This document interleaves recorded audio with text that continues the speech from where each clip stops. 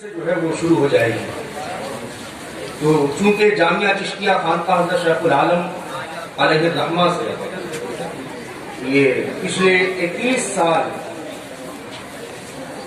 سال سے جو خدمات یہاں پہ جامعہ چشتیہ انجام دے رہا ہے، جو سرکار شیخ العالم علیہ الرحمہ کے دیار پاک میں، آپ کی خانقاہ میں اور صحن خانقاہ میں علوم اسلامیہ کا ایک عظیم مرکز ہے، عظیم درسگاہ ہے. علماء، حفاظ اور قراء یہاں سے پیدا ہو رہے ہیں.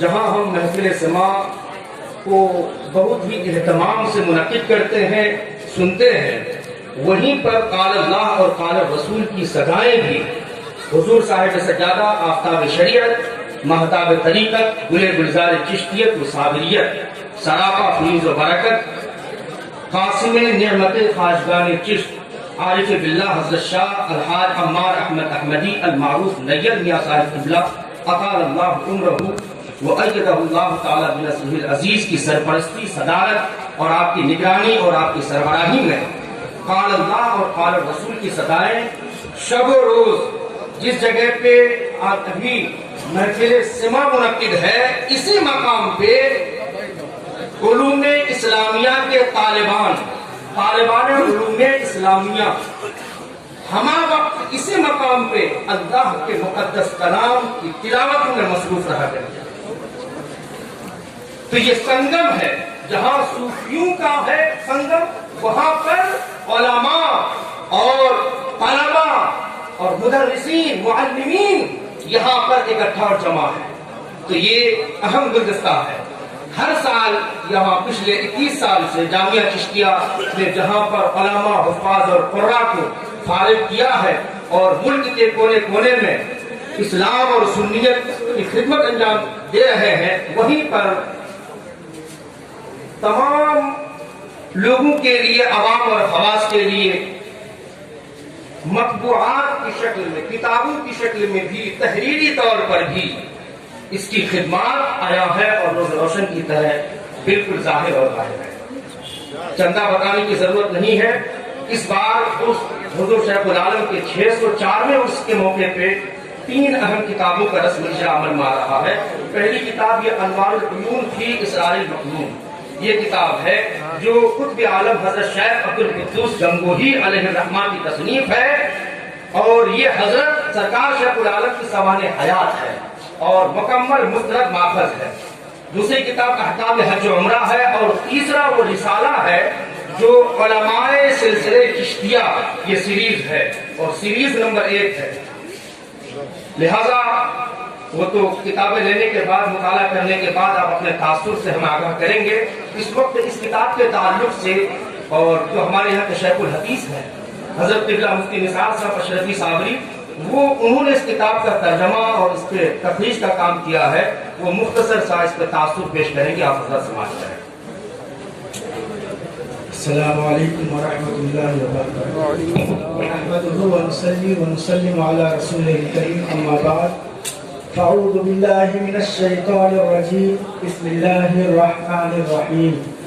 فأينما تولوا فثم وجه الله، صدق الله العظيم وصدق رسوله النبي الأمين الكريم. نحن على ذلك من الشاهدين والشاكرين والحمد لله رب العالمين. اللہ تبارک و تعالیٰ نے قرآن کریم میں ارشاد فرمایا ہے، تم جدھر کہیں چہرہ کرو، جدھر اپنا رخ پھیرو، ادھر ہی اللہ کا چہرہ ہے. یہ آیت تو مطلب جو لوگ وحدت الوجود کے قائل ہیں، تمام مشائخین چشتیہ کی دلیل ہے کہ اللہ تبارک و تعالیٰ ہی کا وجود واجب ہے اور واقعی ہے. تو میں اس عارفانہ گفتگو میں نہیں جاتا ہوں. وجہ کا معنی ہوتا ہے چہرہ. علماء کرام جانتے ہیں کہ اللہ تبارک و تعالیٰ جسم و جسمانیت سے، اعضاء سے پاک ہے، مبرہ ہے. اگر کوئی اللہ کا چہرہ، انسانی چہرہ کوئی مان لے جیسے ہمارا آپ کا ہے، تو آدمی دین سے خارج ہو جائے. وجہ سے مراد ہے نا، مفسرین کرام نے بہت سی تعویلات کی ہیں. اس میں سے ایک تعویل ہے جہت مراد ہے، جہت صفت، یعنی جدھر آپ چہرہ کریے ادھر اللہ تعالیٰ کی صفت ہے. وجہ سے اللہ تعالیٰ کی ذات بھی مراد ہے.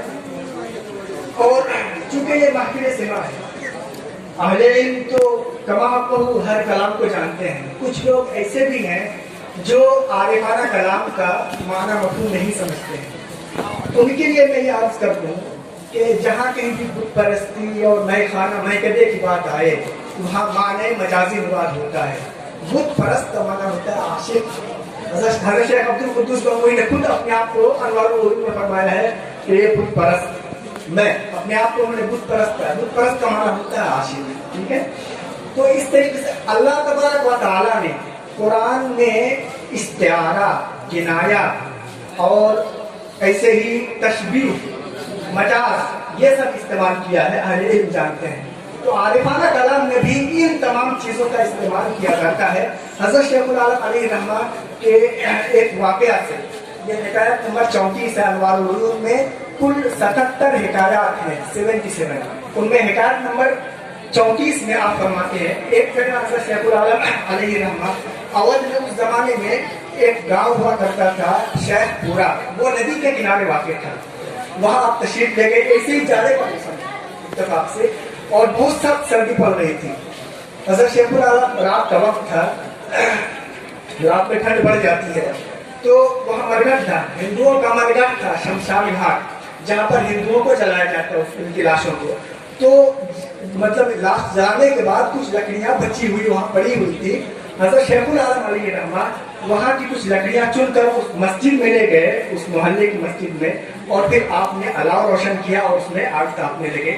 ایک سید صاحب اس محلے کے وہاں رات کو نماز پڑھنے کے لیے تشریف لیا، بڑا دلچسپ واقعہ ہے، ہر مسائل کا حل ہے، تمام جتنی تقریبات اس میں ہوتی ہیں ان سب کا جواب اس میں ہے۔ حضرت شیخ العالم علیہ رحمہ کو جب دیکھا کہ ان سید صاحب نے دیکھا تو وہ بالکل انہوں نے بہت زیادہ انکار کیا اور بڑی ناگواری کے ساتھ پوچھا کہ اے درویش، یہ ناپاک لکڑی لا کر کے آپ نے کیوں جلایا ہوا ہے مسجد میں؟ مسجد خدا کا گھر ہے۔ تو حضرت شیخ العالم علیہ رحمہ نے فرمایا کہ میں ایک مسافر ہوں اور میرے پاس زیادہ کپڑے نہیں ہیں، اس لیے میرے لیے یہ لکڑی فی الحال پاک ہے، اس لیے میں اس سے آگ تاپ رہا ہوں۔ وہ سید صاحب چلے گئے نماز پڑھ کے، رات کو ان کو نہانے کی حاجت پیش آئی، وہ صبح پھر آ کے میں تو دریا میں غسل کیا اس نے، اور پھر جو بھی غسل کرنے کے بعد مسجد آئے فجر کی نماز پڑھنے کے لیے کہ ان کو اتنی سخت ٹھنڈ محسوس ہوئی کہ ان کی جاگ ہلاکت کے قریب پہنچ گئے، وہ ناچار اس آگ کے پاس پہنچ گئے۔ تو حضرت شیخ العالم علیہ رحمہ نے فرمایا کہ اے سید صاحب، تم نے تو فرمایا تھا رات میں کہ لکڑی ناپاک ہے، تو اس لکڑی کے پاس آئے ہو؟ حضرت تو اس سید صاحب نے اس وقت جواب دیا کہ اگرچہ یہ لکڑی ناپاک تھی لیکن اس وقت میرے لیے یہ لکڑی پاک ہے اور میری جان سے زیادہ عزیز ہے، میری جان سے زیادہ عزیز ہے۔ اس سے سمجھ میں آتا ہے کہ کچھ چیزیں بظاہر عوام کو، علماء ظواہر کو سمجھ میں نہیں آتی ہے، لیکن اس کا یہ مطلب نہیں ہے کہ وہ چیز صحیح نہیں، اس کا یہ مطلب ہرگز نہیں ہے۔ جس کو ان کے اسرار و مطالب سمجھ میں آ جاتا ہے تو پھر بقول کسی شاعر کے مکتب عشق کا دستور نرالا دیکھا، اس کو چھٹی نہ ملی جس نے سبق لیا۔ اور میں حضرت شیخ العالم علیہ ویسے بہت سے واقعات ہیں، مریدان معتقدین یہاں موجود ہیں، میں ایک بات اسی سے میں عرض کر دوں، جو جب عارفانہ کلام پڑھا جائے اور اس قسم کے مے خانے کی، شراب نوشی کی اور جلوہ جانا کی باتیں آئیں تو اس میں آپ کیا کریں، اپنے شیخ کو، اپنے پیر کو اپنے دل میں جما لیں، ان کے حسن کو، ان کے جمال کو اپنے دل میں جما لیں، اپنی آنکھوں میں بسا لیں، اور آپ کے تصور سے آپ کو کیا حاصل ہوگا؟ حضرت اعلیٰ حضرت اشرفی میاں عارفی تھے، وہ بھی حضرت وجود کے قائل تھے، ان کا ایک شعر میں بتا دوں، اس سے حاصل یہ ہوگا کہ بشکل شیخ دیدم مصطفیٰ را، بشکل شیخ دیدم مصطفیٰ را، ندیدم مصطفیٰ را بل خدا را، ندیدم مصطفیٰ را بل خدا را، مکن اے زاہد خشک اعتراضے، مکن اے زاہد خشک اعتراضے، چدانی سر توحید خدا را، چدانی سر توحید خدا را۔ تو اپنے شیخ اور حضور صاحب سجادہ کے جمال کو، آپ کے حسن کو، آپ کے جلوے کو، آپ کی قد و قامت کو اپنی نگاہ میں، اپنے تصور میں جمع کر محفوظ سنیں گے تو محفل کا جو مزہ ہے، جو لطف ہے، وہ دوبارہ ہو جائے گا۔ اور حضرت شیخ العالم علیہ رحمہ کی بارگاہ میں جو دیوانہ وار اس کڑاکے کی سردی میں آپ آئے ہوئے ہیں، حضرت شیخ العالم نے بھی آپ کے لیے کچھ مزدہ جا فضا سنایا ہے۔ میں وہ بتا کر کے اپنی بات مکمل کروں گا. ٹائم بالکل نہیں ہے، وقت بھی نہیں ہے، اور میرے لیے بڑی سعادت ہے. ایک شعر ہے، دلرا نمی رسد، یہ میں اپنے لیے کہہ رہا ہوں. دلرا نمی رسد ز فرح پائے پر زمین کا بس داش بزلف بھی لاویز کر گئی. حضرت شیخ العالم، یہ حکایت حضرت شیخ عبدالقدوس گنگوہی کی حکایت نمبر 75 75. اس میں حضرت شیخ العالم علیہ الرحمہ کے 3 اقوال انہوں نے درج کیا ہے. اس میں سے میں 2 قول پیش کرتا ہوں. ایک تو یہ ہے، آپ نے فرمایا کہ قبول ترانہ ماں. حضرت شیخ عبدالقدوس گنگوہی، میں اردو میں بول رہا ہوں، باتیں سمجھنی چاہیے آپ لوگوں کو، آپ کی اصلاح کے لیے.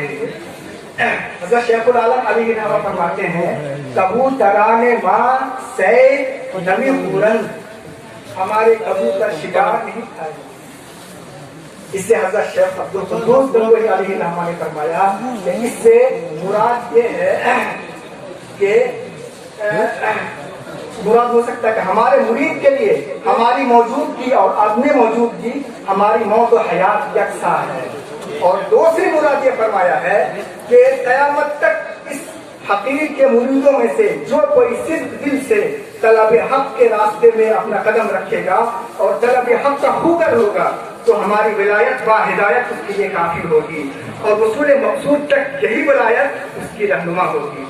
وہ بڑی دور کے راہ خدا میں اسے کوئی ضلالت و گمراہی پیش نہیں آئے گی، اور نفس و شیطان کا اس پر غلبہ نہیں ہوگا، اور وہ عاجز و نا امید نہیں ہوگا بلکہ اللہ تعالیٰ تک پہنچ جائے گا.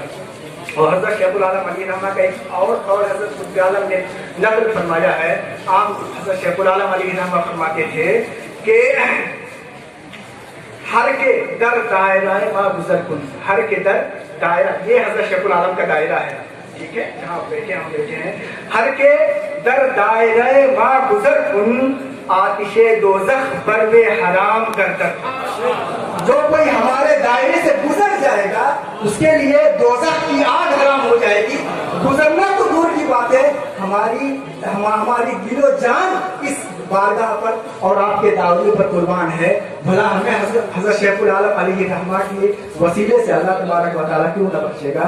اور حضرت آخر میں عرض کر دوں، حضرت شیخ محب اللہ الہ آبادی علیہ الرحمہ اپنی کتاب یہ انوار العلوم کے آخر میں 2-4-10 صفحہ ضمیمہ ہے، ٹھیک ہے، وہ مختلف تذکرہ کی کتابوں سے حضرت شیخ العالم کے بعض واقعات جو انوار العلوم میں نہیں تھے آپ نے لکھا ہے.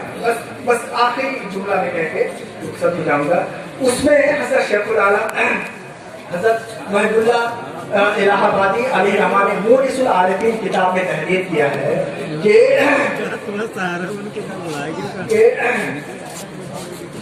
یہ مریدین کے لیے جو مریدین ہیں معتقدین ہیں.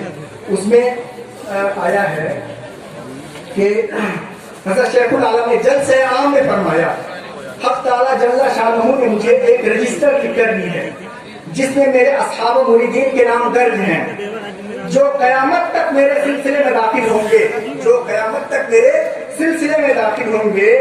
سب کو میرے سبب سے اللہ نے فرمایا کہ میں نے تیرے سبب سے، اے عبدالحق، میں نے تیرے سبب سے سب کو بخش دیا.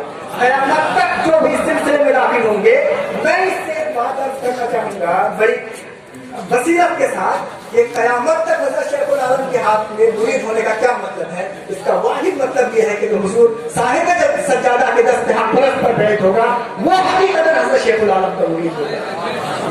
اور حضرت شیخ العالم علیہ الرحمہ نے ایک اور فرمایا ہے، اسی مجلس میں آپ نے فرمایا ہے کہ اگر میں مشرق میں رہوں، اگر میں پورب میں رہوں اور میرا مرید مغرب میں رہے، پچھم میں رہے اور ان کی پردہ اس پر اٹھ جائے تو میں وہاں جا کر کے اس کی پردہ پوشی کروں گا. یہ حضرت شیخ العالم علیہ الرحمہ کے بعض واقعات ہیں. میں اس دعا کے ساتھ اپنی گفتگو کو ختم کرتا ہوں. شامانِ کتاب قیامت بلے رو بہار بہار سنانے کے پر جمال دو جہاں مثال